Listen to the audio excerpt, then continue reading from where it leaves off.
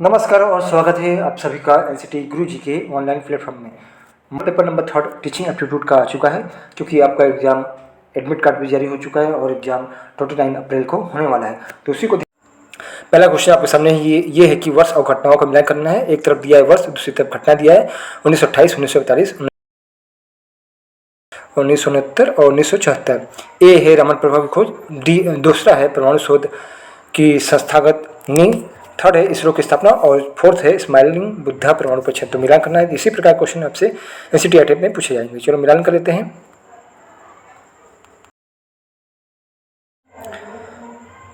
तो चलिए मिलान करते हैं। और ए का हो जाएगा नंबर ए 1928 में हुआ था रमन प्रभाव की खोज, और 1945 में हुआ था परमाणु शोध की स्थापना, नीव TIFR की स्थापना हुई थी, और 1969 में हुआ था इसरो की स्थापना हुई थी। 1969 में इसरो की स्थापना हुई थी, और 1974 में जो हुआ था स्माइलिंग बुद्धा परमाणु परीक्षण हुआ था। ये स्माइलिंग बुद्धा जो है वो कोड है परमाणु परीक्षण का। चलो आगे देख लेते हैं कुछ पॉइंट। जो रमन प्रभाव की खोज हुई थी CV रमन द्वारा की गई थी, और 28 फरवरी को ही राष्ट्रीय विज्ञान दिवस मनाया जाता है। और रमन प्रभाव को खोज के कारण CV रमन को नोबेल पुरस्कार से सम्मानित भी किया गया था। तो 28 फरवरी को राष्ट्रीय विज्ञान दिवस मनाया जाता है रमन प्रभाव की खोज के कारण। नेक्स्ट क्वेश्चन ये है कि ओपनहाइमर फिल्म का निर्देशन किसने किया था? Who directed film Oppenheimer? A है स्टीवन स्पीलबर्ग, B है क्रिस्टोफर नोलन, C है मार्टिन स्कोर्सेस, और D है जेम्स कैमरून। तो देखो ओपेनहाइमर जो फिल्म है वे सेकेंड वर्ल्ड वार से रिलेटेड है, जिसमें परमाणु बम का जन्म किस प्रकार से हुआ इससे रिलेटेड फिल्म है। और इसके जो निर्देशक हैं डायरेक्टर है वे है ऑप्शन नंबर B है क्रिस्टोफर नोलन। आगे बढ़ते हैं नेक्स्ट क्वेश्चन तक। क्वेश्चन ये पूछा गया कि लापता लेडीज में ग्रामीण परिवेश किस राज्य को दर्शाता है? द रूरल सिटिंग ऑफ लापता ladies depicts which Indian state? तो किस इंडियन स्टेट को इसमें दिखाया गया? उत्तर प्रदेश, बिहार, मध्य प्रदेश या राजस्थान? तो लापता लेडीज एक वुमेन ओरिएंटेड फिल्म है, जिसमें महिलाओं की आज़ादी और उनके स्वतंत्रता को दिखाया गया है। और इसमें जिस राज्य के परिवेश में ये पिक्चर बनी है, फिल्म बनी है, वे है ऑप्शन नंबर C हो जाएगा मध्य प्रदेश। चलिए आगे बढ़ते हैं नेक्स्ट क्वेश्चन के साथ। इसमें मिलान करना है, मैच 1 करना है लिस्ट 1 को लिस्ट 2 से। चलिए देख लीजिए आप लोग। तो देखिए एक तरफ लिस्ट 1 दिया गया है, एक तरफ लिस्ट 2 दिया है। A नृत्य, B मूर्तिकला, C कला रूपों में भागीदारी, D है नाटक करने से। और ऑप्शन लिस्ट 2 में दिया गया है मांसपेशियां मजबूत होती हैं और लचीलापना बढ़ता है। Fine work improves motor skill. Third है कि the person can express their emotion better. Fourth है acting, teamwork and management skill are developed. तो देखिए इसी प्रकार के क्वेश्चन आपने पूछे जाएंगे NCT ITEP इंट्रेंस एग्जाम में। तो चलो इसको मिलान कर लेते हैं। तो ए दिया है नृत्य, तो नृत्य से क्या होता है? तो इसका राइट आंसर हो जाएगा नृत्य करने से क्या होगा? मसल्स जो होते हैं वे स्ट्रॉन्ग होते हैं और फ्लेक्सिबल इंक्रीजेस मतलब लचीलापन आता है। नेक्स्ट है मूर्तिकला। मूर्तिकला से क्या होता है? मूर्तिकला से जो होता है वे होता है महीन कार्य करने में मोटर स्किल बेहतर होता है, क्योंकि मूर्तिकला में छोटे छोटे बारीक वर्क करना पड़ता है। तो इससे क्या होता है? मोटर स्किल बढ़ता है। C है कला रूपों में भागीदारी। तो कला रूपों में भागीदारी करने से क्या होता है? व्यक्ति अपनी जो एक्सप्रेस है, इमोशन है, उसको अच्छे तरीके से व्यक्त कर पाता है, मतलब प्रस्तुत कर पाता है। और नाटक करने से क्या होता है? नाटक करने से कोई बालक यदि नाटक करता है तो उससे क्या होता है? उसमें टीम वर्क और मैनेजमेंट करने की क्षमता उसमें डेवलप होती है। तो इस प्रकार A का फर्स्ट, B का सेकंड और C का थर्ड और D का फोर्थ हो जाएगा। चलिए नेक्स्ट क्वेश्चन पे बढ़ते हैं। नेक्स्ट क्वेश्चन आप कि किस दलित महिला ने स्त्री पुरुष तुलना पुस्तक लिखी? विच दलित वुमेन रोट द बुक स्त्री पुरुष तुलना? A Ramabai Ranade, B kantha Jayashree, C Tarabai Shinde, D है सावित्रीबाई फुले। तो इसका राइट आंसर हो जाएगा ऑप्शन नंबर हो जाएगा C हो जाएगा। ताराबाई शिंदे ने ये पुस्तक लिखी थी स्त्री पुरुष तुलना। और सावित्रीबाई फुले की बात करें तो सावित्रीबाई फुले भारत की पहली महिला शिक्षिका थी।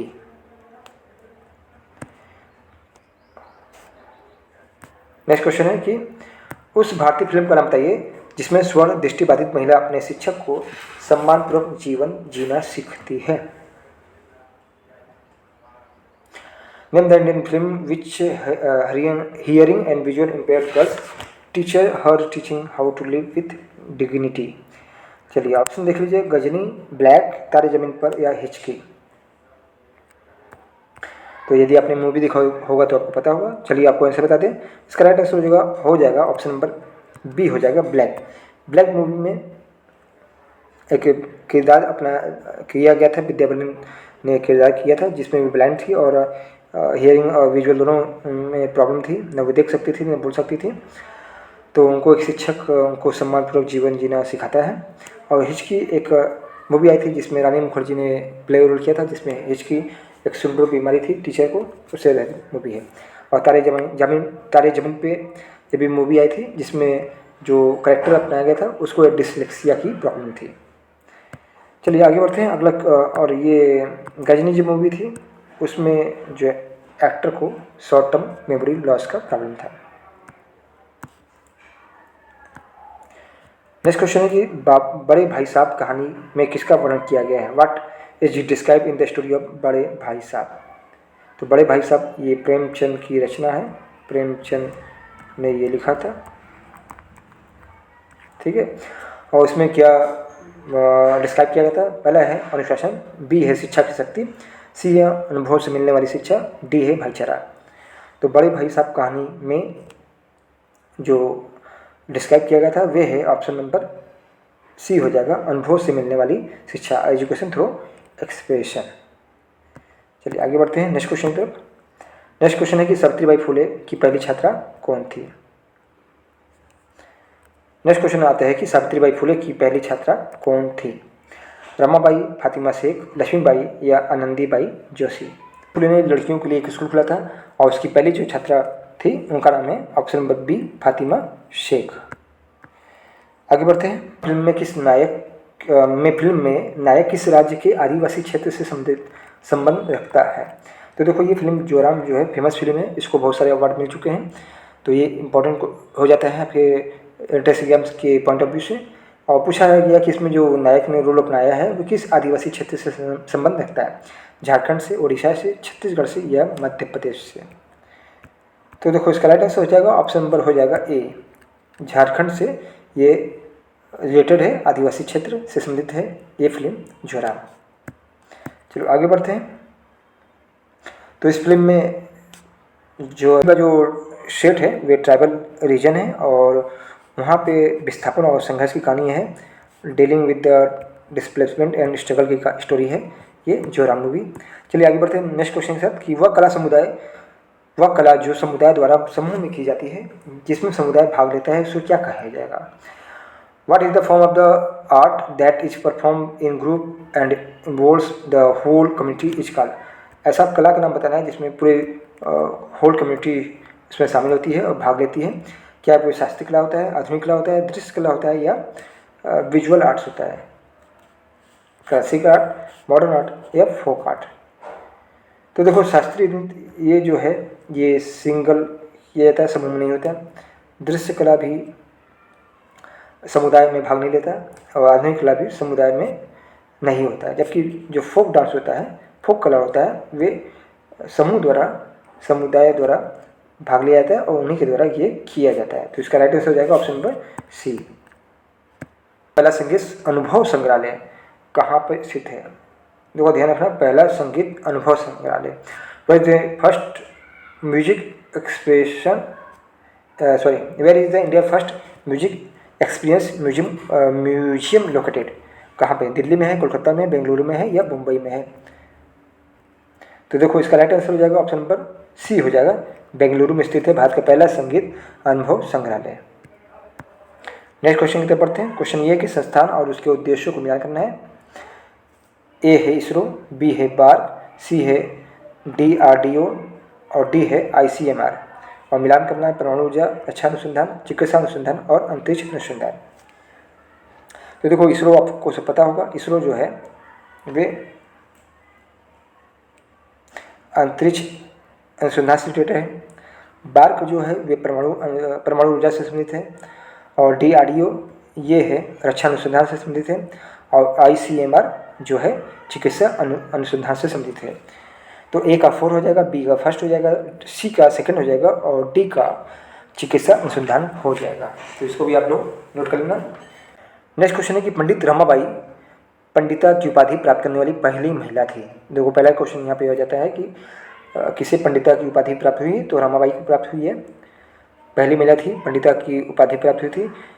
किस विश्वविद्यालय के संकाय द्वारा परीक्षा के पश्चात पंडिता रमाबाई को संस्कृत विदुषी के रूप में पंडिता तथा सरस्वती की उपाधि नवाजा गया है। तो देखो इसमें दो क्वेश्चन बन जाते हैं कि भारत की प्रथम महिला जिन्हें पंडिता की उपाधि दी गई वे रमाबाई है। इसके अलावा सरस्वती और पंडिता उपाधि किसे नवाजा गया, रमाबाई को।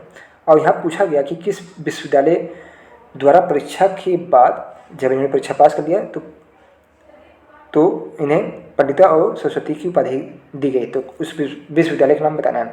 पहला ऑप्शन है इलाहाबाद विश्वविद्यालय और ऑक्सफोर्ड विश्वविद्यालय, यहाँ पर होना चाहिए इलाहाबाद विश्वविद्यालय। दूसरा है ऑक्सफोर्ड विश्वविद्यालय, थर्ड है मैनचेस्टर यूनिवर्सिटी, फोर्थ है कलकत्ता यूनिवर्सिटी। तो देखो ये इस तरह से क्वेश्चन आपके इंट्रेंस एग्जाम में पूछे जा सकते हैं। तो चलो इसका आंसर आप लोग सोच लीजिए। तो चलिए इसका आंसर देखते हैं। इसका और आंसर हो जाएगा ऑप्शन नंबर हो जाएगा फोर्थ। कलकत्ता विश्वविद्यालय ने ही पंडित रमाबाई को पंडिता और सरस्वती की उपाधि प्रदान की थी। नेक्स्ट क्वेश्चन पढ़ते हैं कि परिक्षेपण का क्या अर्थ होता है। What is the meaning of perspective. क्या ये रंग संयोजन होता है, कलर कॉम्बिनेशन होता है, क्या ये चित्रकारी का एक तरीका है, ए पेंटिंग टेक्निक है, ऐसी है वस्तु को देखने समझने के दृष्टिकोण, a way of viewing understanding object, या सिर्फ एक गणित मापन है, ओनली मैथमेटिकल मेजरमेंट। तो पर्सपेक्टिव का क्या मतलब होता है ये क्वेश्चन पूछा गया है। और ये क्वेश्चन जो आपका है ये कला, आर्ट, म्यूजिक, थिएटर से रिलेटेड है। तो देखो पर्सपेक्टिव का मतलब होता है यहाँ पे होगा ए नहीं होगा, न डी होगा और न ही बी होगा। इसका राइट आंसर होगा सी। वस्तु को देखने और समझने का जो दृष्टिकोण होता है उसे ही पर्सपेक्टिव या परिप्रेक्षण कहा जाता है। तो देखो ये शुद्ध हिंदी है परिप्रेक्षण, जिसे इंग्लिश में पर्सपेक्टिव कहा जाता है, जिसके अंतर्गत वस्तु को देखने और समझने का दृष्टिकोण होता है कि किस प्रकार से आप वस्तु को देख रहे हैं और समझ रहे हैं और उसके अकॉर्डिंग उसको आप चित्र द्वारा बना रहे हैं। और उसका प्रयोग कलाकारों द्वारा किया जाता है, जो पेंटिंग काम करते हैं उनके द्वारा किया जाता है। चलिए आगे बढ़ते हैं। Next question. तब क्वेश्चन पूछा गया है कि विद्यालयी शिक्षा में संबंधित अकादमिक मुद्दों पर खाली जगह को सहयोग करने तथा सलाह देने के लिए भारत सरकार द्वारा NCERT की स्थापना की गई थी। तो NCERT की स्थापना किसको सहयोग देने के लिए स्थापना की गई थी। NCERT was established by government of India to assist and advise. तो किसको असिस्ट एडवाइज करने के लिए NCERT की स्थापना की गई थी। ऑप्शन सुन लो। भारत के प्रधानमंत्री को, राष्ट्रीय तथा राज्य सरकार को, भारतीय संसद को, या भारत के राष्ट्रपति को। तो NCERT किसको असिस्ट और एडवाइस देता है ये बताना है आपको। तो इसका राइट आंसर हो जाएगा भारत के प्रधानमंत्री तो होगा नहीं, भारत के राष्ट्रपति भी नहीं होगा, और भारतीय संसद भी नहीं होगा। बल्कि NCERT का जो काम होता है वे होता है सेंटर को और स्टेट गवर्नमेंट को असिस्ट करना और उनको एडवाइस देना, सहयोग करना तथा सलाह देने का काम किया जाता है। नेक्स्ट क्वेश्चन पढ़ते हैं। नेक्स्ट क्वेश्चन ये पूछा गया है कि गणित में स्केल ड्राइंग में अनुपात का उपयोग कैसे होता है। How is ratio used scale drawing in mathematics.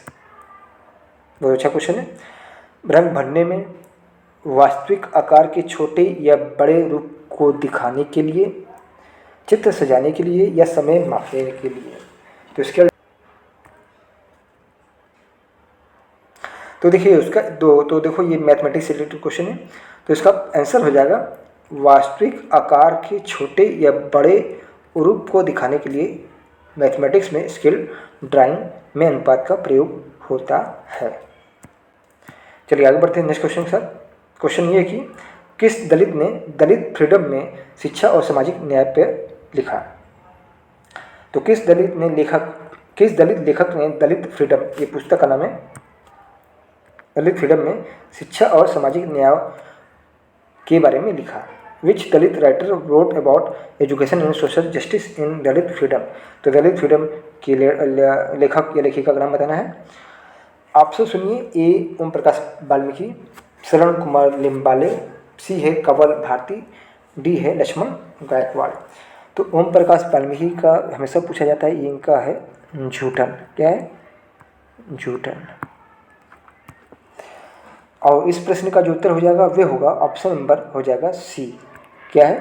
Kanwal Bharti द्वारा दलित फ्रीडम लिखा गया है। चलिए आगे बढ़ते हैं नेक्स्ट क्वेश्चन से। क्वेश्चन पूछा गया कि किस प्राचीन भारतीय विश्वविद्यालय में प्रसिद्ध बौद्धिक, क्वेश्चन ये है कि किस प्राचीन भारतीय विश्वविद्यालय में प्रसिद्ध बौद्ध दार्शनिक नागार्जुन शिक्षक थे? नालंदा, विक्रमशिला, तक्षशिला या वल्लभी। तो ये देखो, ये जो है ये आपका एक टॉपिक है जिसमें वैदिक एजुकेशन की बात हो रही है, उसी से रिलेटेड क्वेश्चन है। तो इसका राइट आंसर हो जाएगा ऑप्शन नंबर सी हो जाएगा तक्षशिला। तक्षशिला एक बौद्धिक विश्वविद्यालय था, इसमें नागार्जुन जो थे वे एक शिक्षक थे। नालंदा भी एक बौद्धिक विश्वविद्यालय है और विक्रमशिला भी बौद्धिक विश्वविद्यालय है, वल्लभी भी एक बौद्धिक विश्वविद्यालय है। तो नागार्जुन जो शिक्षक थे वे तक्षशिला से रिलेटेड थे। चलिए आगे बढ़ते हैं नेक्स्ट क्वेश्चन के साथ। नेक्स्ट क्वेश्चन ये है कि फिल्म में किस घटना के बाद मुख्य किरदार को अपराध बोध होता है? In Oppenheimer after which events does the protagonist feel guilty? परमाणु बम का पहला परीक्षण, बी हिरोशिमा और नागासाकी पर बमबारी bombing of Hiroshima and Nagasaki, C है अमेरिका की जीत की घोषणा, डी है युद्ध समाप्ति।